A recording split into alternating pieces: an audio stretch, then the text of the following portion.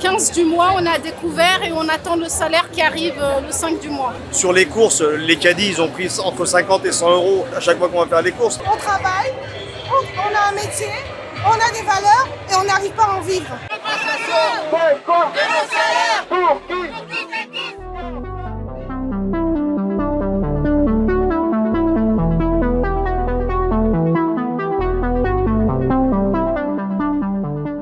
On travaille dans des hôtels de luxe et les clients payent énormément le prix de la chambre. On voit vraiment les gens avec les sacs shopping, Louis Vuitton, toutes les grandes marques.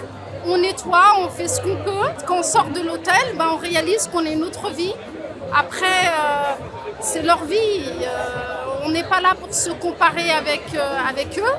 Mais quand même, on estime que si on travaille, on doit pouvoir payer nos factures et vivre. En fait, on ne demande pas non plus le luxe, on ne demande pas de vivre comme eux, mais on demande simplement de pouvoir payer nos factures et de ne plus être à découvert, parce que c'est du stress le découvert. L'application là qu'on a sur nos portables, le 15 du mois, on ne jette plus de coup d'œil parce qu'on sait que ça va nous stresser. Les moins. Les pâtes qui étaient à 65 centimes, on peut trouver à 1 euro, 1,20 €. La baguette, elle a augmenté, les pommes de terre ont augmenté, tout a augmenté. Et quand on fait les courses, on achète vraiment le minimum. La viande, par exemple, les gens comme nous ne peuvent plus se permettre d'acheter de la viande. C'est simple, un jeune prof qui est affecté à Paris, qui n'a pas le choix, qui est affecté à Paris, commence à 1 600 € net. Il doit trouver à se loger, on sait qu'à Paris, en dessous de 700-800 € de loyer, c'est compliqué.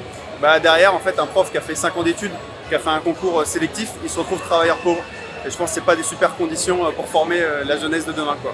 Moi, je suis obligée de cumuler 2 travails parfois pour pouvoir vivre de ça, pour pouvoir mettre de l'argent, pour pouvoir épargner, parce qu'on a des enfants, il faut penser quand même à leur avenir. Si jamais ils veulent faire des études, comment pourront-on les accompagner, nous parents, s'ils n'ont pas les moyens de pouvoir étudier correctement dans des établissements? Même en étant uniquement seule et juste en voulant payer un logement à Paris et juste subvenir à mes besoins, c'est déjà compliqué.